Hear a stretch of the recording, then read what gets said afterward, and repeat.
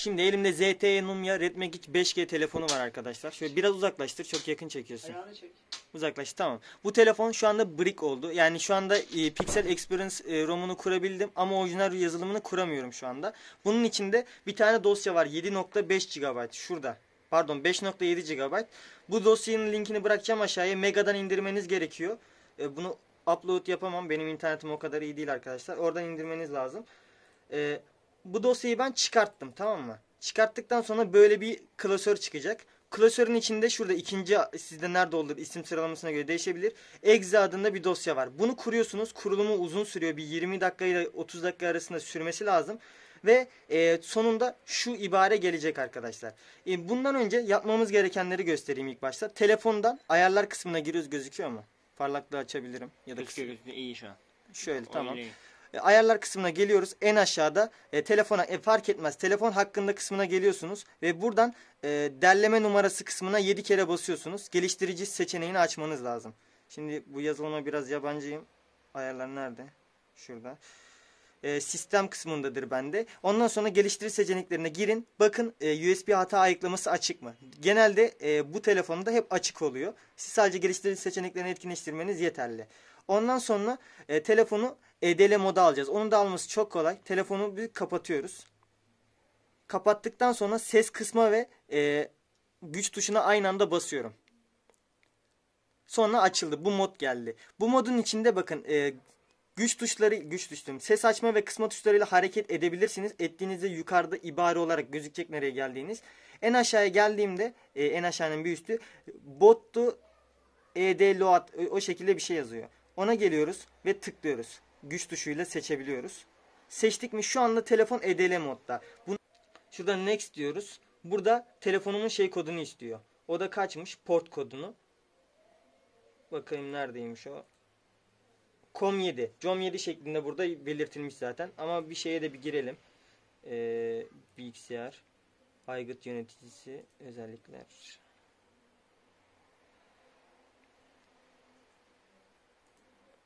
Bilgisayar bir açarsam.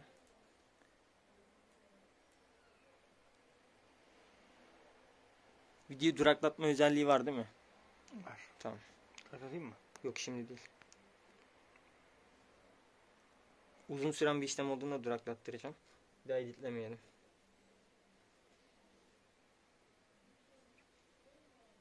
Sen bir duraklat ya. Evet, şimdi geldi burası. Gördüğünüz gibi COM7 şeklinde benim bağlantım gözüküyor burada. Programda da zaten orada gözüktü. Şimdi bu programımıza geliyoruz, kurulumu yaptığımız yere. Bu değildi. Şunu bir kapatalım.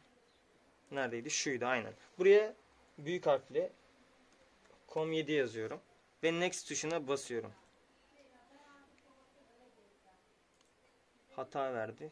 Çok güzel. Şeyini yazdırdın ondan mı acaba? Com yazmayacakmışız, pardon. Burada yazıyor zaten. Com 35 diyor, sadece 35 yazın diyor. 7 yazacağız o zaman. Aynen oldu şu anda. Devam ediyorum.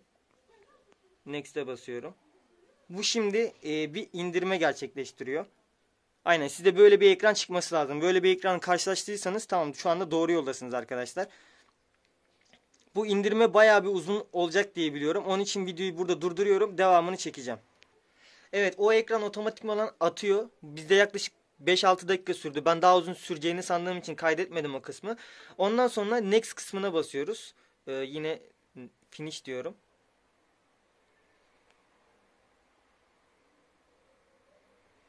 Evet, şimdi ne oldu? Bundan sonrasını ben de bilmiyorum. Telefonu açsam mı? Şu anda telefon açıldı. Video o kadar doğal oldu ki arkadaşlar. Vallahi ben de bilmiyordum ne olacağını. İlk defa sizle beraber yapıyorum. Telefon kendi kendine açıldı. Açılmazsa bu aşamadan sonra kendiniz açın arkadaşlar. O bulunduğu yerden çıkmak için Android telefonlarda şöyle bir sistem var. Ses açma güç tuşu ve ses kısma tuşunu üçüne aynı anda bastığınızda nerede olursa olsun oradan çıkar. Ondan sonra girmek istediğiniz yere tekrar basın. Mesela TVRP'ye girmek istiyorsanız açma ve ses açma ve güç tuşlarına basarsınız. Şu anda telefonum açıldı. Stock ROM'u aynen. Stock ROM'a benziyor. Evet, zaten bu ibare belli. Stok yazılım yüklenmiş. Bakalım hangi sürümü yüklemiş ama.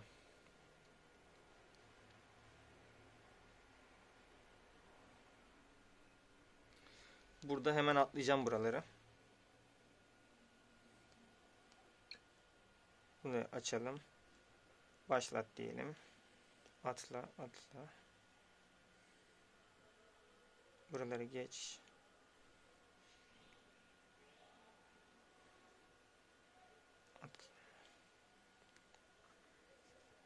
Tamam. Aynen. Telefon stok yazılımı yüklenmiş. Bakalım sürümü kaçmış. Şuradan. Bir önceki sürüm 4.11'i yüklemiş. Bana şu anda şey gelmiş olması lazım. Bu 4.13 diyor ama bundan sonra 7.14 geldi arkadaşlar. Ben onu kuracağım şimdi. Onu kurması da çok basit. Şimdi onun linkini de alta bırakırım açıklama kısmına. İlk önce telefonuma bir onu yükleyeyim hemen. İlk başta her zamanki gibi yine ayarlar kısmına geliyoruz. Buradan telefon hakkında ve neredeydi o? Derleme numarasına 7 kere basıyoruz. Buradan direkt otomatik olan açılıyor zaten geliştirici seçenekleri. Sadece onu yapmanız yeterli. O arası açık geliyor zaten özellikleri. Buradan ROM'umuz neredeymiş? Şurada. Evet. Şimdi telefonumuzu bulalım. Şuradan dosya aktarımını seçmemiz lazım tabii ki, transfer. Görüntü güzel geliyor mu? Güzel, telefon gözükmüyor. Tamam. Şu anda bu yeni güncel sürümü, bunu telefonun hafızasına atıyorum şimdi. Bakayım hızlı mı atacak. Atmada sıkıntı yaşadık. Şimdi tekrardan gelelim. Ayarlara geliyorum buradan sonra. Yeni flash bellek bağladım. Telefonun hafızasına aktaramadım dosya büyük olduğu için. Yani normalde öyle bir şey olmaması lazım ama neyse. Sistem update kısmına da geliyorum ve şu sağ üstte nokta işareti var. Ona tıklayın. Buradan yerel güncelleme diyor. Ondan sonra buradan zaten direkt benim dosya çıktı. Tıklıyorum ve sadece yükleye tıklıyorum. Şimdi cihaz otomatik olarak onu yüklemesi lazım. Evet, o kısımdan yazılım geri yüklemesi yaptığımızda böyle yüklenme olacak arkadaşlar. Doğru yazılımı yüklerseniz. Ben 7.14'ü denediğimde yüklenme olmadı. Herhalde yazılımı yanlış indirdim. 7.07 sürümünü yüklüyorum şu anda. Oradan tekrar güncelleme yapacağım. Zaten bu yazılımı kurduktan sonra şey olması lazım. 7.14 sürümünde güncelleme gelmesi lazım. Oradan da güncelleyebiliriz. Şu anda güncelleme bitsin. Tekrar devam edeceğim. Şu anda yazılım yüklenmesi tamamlandı. Cihazım açılmaya çalışıyor. Bakalım açılacak mı? Evet, açılıyor şu anda.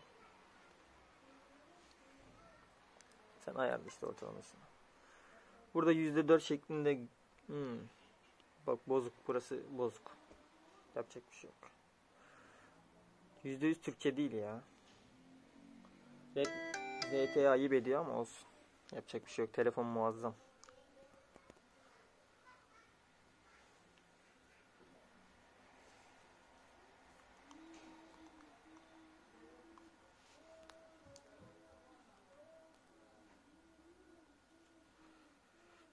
Evet, cihaz açıldı şu anda.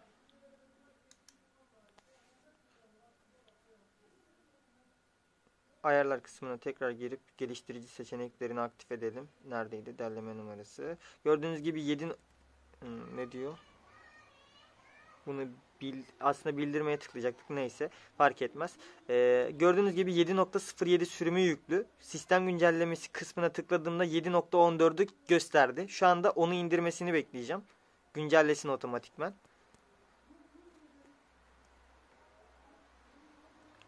Bu indikten sonra root ve TRP'yi de göstereceğim arkadaşlar. Şimdilik durduruyorum. Evet, şu anda yazılım güncellemem indi. Güncellemeyi başlata tıklayıp yeniden başlata tıklıyorum. Şimdi 7.14 sürümünü kurması gerekiyor. Bundan sonraki aşamada şeyi göstereceğim. TVRP ve root atımını göstereceğim. İlk başta bilgisayar çevir. Şeyi göstereyim size. TVRP ve root, ilk başta TVRP yüklemeyi göstermek zorundayım zaten.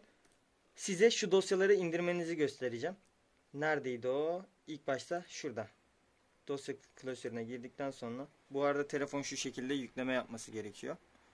24-25 falan diye yazılım yüklemesi. C'ye geliyoruz arkadaşlar. Minimal ADB klasörünü bulmamız lazım. Yani yoksa bilgisayarınızda bunu yüklemeniz lazım. Ben bu klasörü komple size atacağım. Sizin yapmanız gereken program dosyaları x86, bunun içine direkt bu klasörü çıkarmak. Minimal ADBN Testboot adında. Buna tıkladığınızda içinde TVRP kurulum diye bir klasör daha olacak. Burada gerekli olan kodlar yazacak arkadaşlar.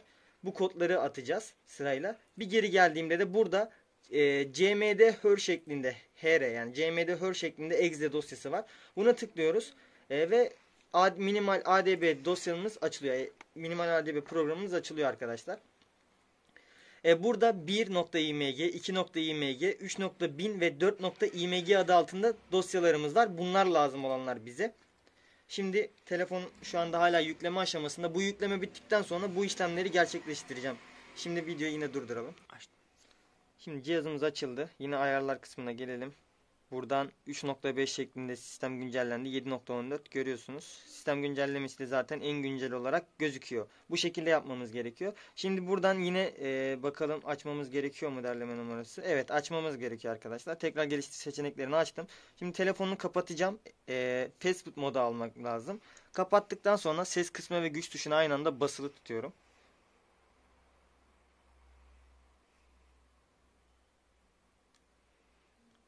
Şu anda açılıyor. Açıldı. Burada yapmam gereken bir şey yok arkadaşlar. Sadece kabloyla bilgisayara bağlayacağım. Bundan sonraki kalanı bilgisayardan yapacağım. Şimdi buradaki kodlarımız var arkadaşlar. İlk başta Fastboot Devices yazıyor. Bu demek ki Fastboot cihazın bilgisayar görüyor mu? Bunun için bunu bir yazmamız lazım. Yazdıktan sonra burada zaten ne oldu? İlk başta Fastboot Device yazısını yazdık. Bilgisayarımız gördüğünü gördük. Ondan sonra arkadaşlar sırayla aynen buradakileri sırayla yazıyoruz. İlk başta OEM kilidini kaldırmamız lazım. Bunu kopyalıyorum. Sağ tıkla yapıştırması lazım buraya. Yapıştırma da elle yazalım. Fark etmez. Fastboot Flash OEM Nubia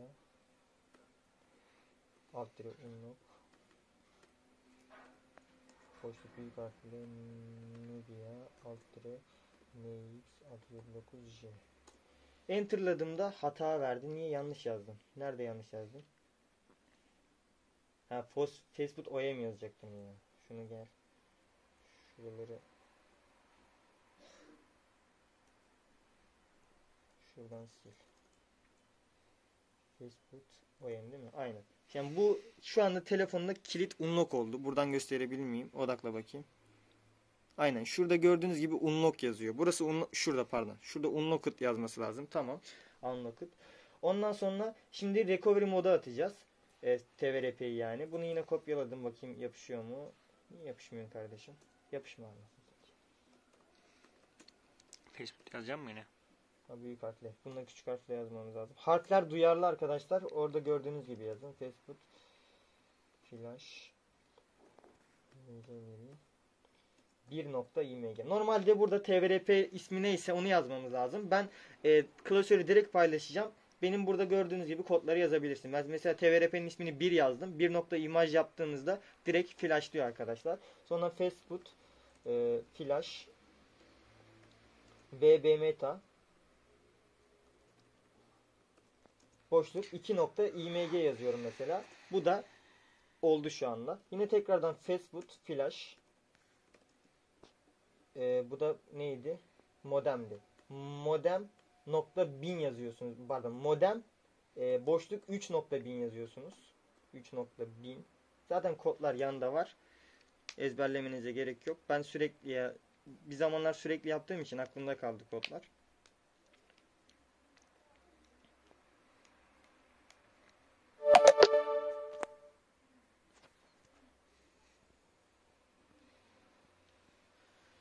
Ve son olarak da parametre yapacağız. Fastboot Flash parametre 4.img.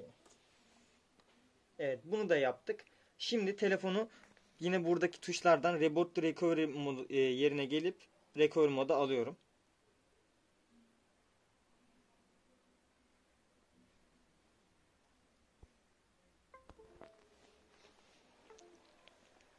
Bir kere kapandı. Tekrar açılacak. Bu sefer girecek arkadaşlar. Fişi çekebilirim.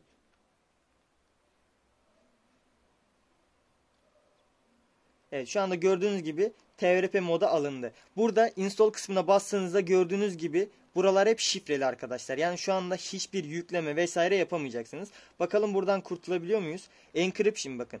Backup kısmına geldim. Encryption. En sağda encryption var. Yani bu şifrelemeyi kaldır demek. Buradan telefonumun pasaportunu giriyorum. Bakalım kabul edecek mi?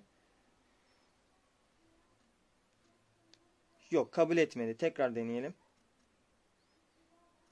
Şunların hepsini bir işaretleyelim bakalım. Bu ne lan böyle? 1000 tane var. Bakalım cihazımıza ne yapacak.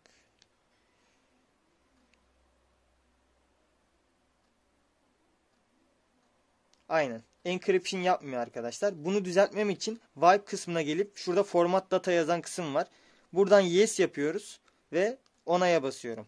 Bu dahili depolamanın şifrelemesini kaldırıyor ama telefona format atmış oluyor. Şimdi reboot sistem yapıyorum. Bunu yaptığımda telefon format atılmış olacak ama TVRP silinmiş olacak. Tekrardan TVRP atmamız gerekiyor arkadaşlar. Bir açılsın cihazımız. Dur da buraları geç. Buradan kurulumları geçeceğim şimdi. Çevrim dışı kur devam. Allah'tan e-mail silinmiyor ya. Ya bunu yapmak zorunda mıyım ya? Atla diyeceğiz. Pardon. Geri gel. Atla. Evet, cihaz açıldı. Bakalım yine tekrardan güncellemesine. 3.5 tamam. Derleme numarasını işaretliyoruz. Şimdi telefonumuza TVRP atmaya çalışmıştık. Atamamıştık. Şimdi tekrardan deneyelim. Geliştirici seçeneklerini aktif ettik. Kapatıyorum. Tekrardan ses açma ve güç tuşlarını aynı anda basıyorum. Böyle zor oldu ya.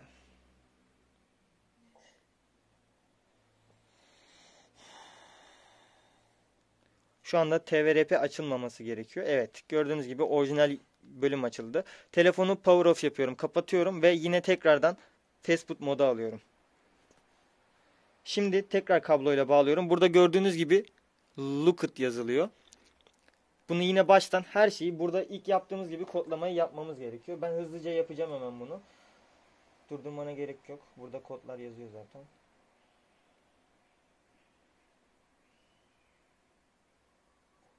Önemli mi? Flash recovery. Meta. Model.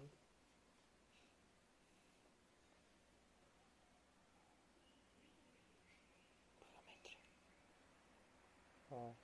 Kapmışım bir şeyler. Sonunda parametre.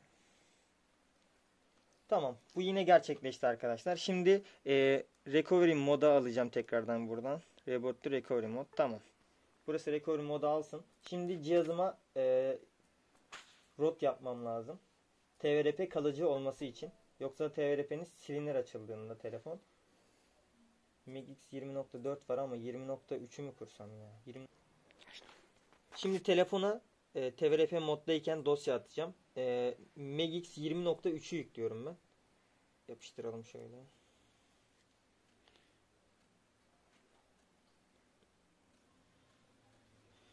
Evet, MIGX 20.3 bu. Bunu kaydırdığımda hata verdi. Çünkü şundan dolayı. Tekrar tıklıyorum. Şurada zip şeyini doğrulamayı kapatıyorum. Tekrardan deniyorum.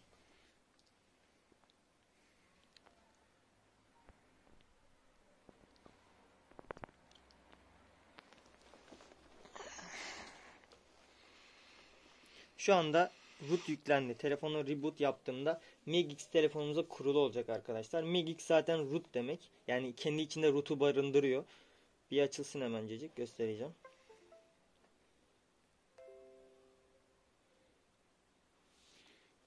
Okey. Evet, şimdi bakalım. Şuradan MIGX'e geliyorum. Şu anda güncel şekilde kurulmuş arkadaşlar. Şu sol üstteki şeye tıklayınca ayarlara gelip aşağılardan otomatik yanıtı izin ver yapabilirsiniz. İzinlerle uğraşmak istemiyorsanız. Şu anda telefonum rootlu. Rootlu olduğu için de artık sistem güncellemesini yapamayacaksınız. Bu bilginiz olsun. Yani şeyden dolayı otomatik hemen yapamayacaksınız. Yine buradan sistem güncellemesine gelip buradan sağ üstteki yerel güncelleme ve buradan dosyayı seçerek yükleme yapabilirsiniz arkadaşlar. Telefonun dahili hafızasında klasör içinde olmayacak. Dosyanız direkt şöyle göstereyim size. Hafıza kısmında telefonun hafızasının direkt burasında olacak arkadaşlar. Yani herhangi bir klasör içinde olmayacak, yoksa bulamazsınız, görmüyor cihaz. Şimdi telefona overclock kernel nasıl kurulur onu göstereceğim. İlk başta yapmamız gereken SmartPack kernel uygulamasını indirmek. Telefonumuzda root olduğu için bu uygulama lazım.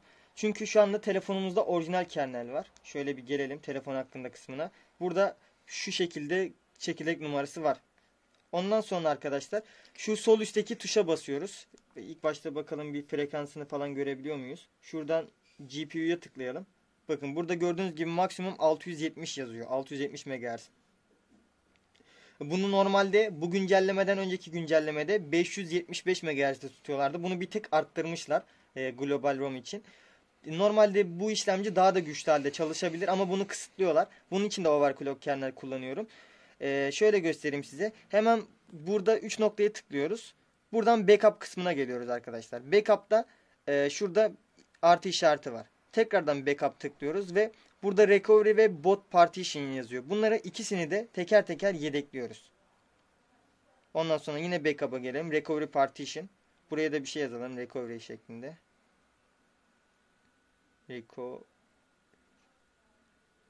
.img adında yazalım. Bu şekilde yedekledim arkadaşlar. Bundan sonra artık telefonumuzda herhangi bir çökme durumu olursa buradan kernelimizi geri yükleyebileceğiz. İndirdiğim dosyalar da şunlar. Linklerini ben bırakırım açıklama kısmında. Şöyle gelelim. Oradan gözüküyor mu? Aynen. Şurada mod RM5G GPU'lar yazıyor. Ben 925 MHz'i yükleyeceğim. Telefonu ilk önce TVRP modu almam gerekiyor. Yeniden başlat yaptığımda ses açma ve güç tuşuna basılı tutacağım.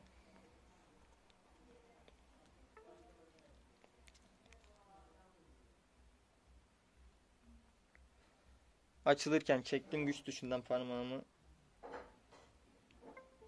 Evet, şu anda TVRP yüklü görüyorsunuz. Bu işlemlerden sonra install kısmında şifreleme vardı. Artık şifreleme gördüğünüz gibi kalkmış. Buradan 925 MHz'imi seçiyorum arkadaşlar. Flash'laya tıklıyorum. Şu anda flashlama gerçekleşti sayılır. Ve gerçekleşti. Reboot sistem yapıyorum direkt arkadaşlar. Şu anda 925 yüklenmiş olması gerekiyor.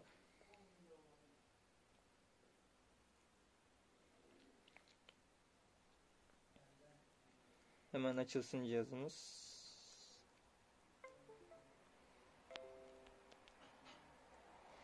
Evet.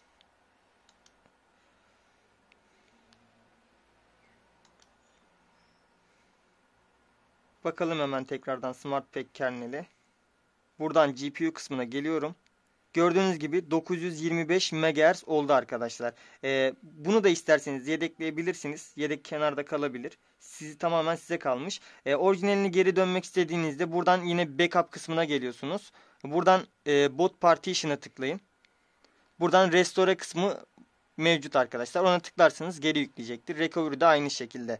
Bu bilginiz olsun. Umarım video yararlı olmuştur. Lütfen videoyu beğenip paylaşmayı ve yorum yapmayı unutmayın arkadaşlar. Kendinize iyi bakın. Hoşçakalın.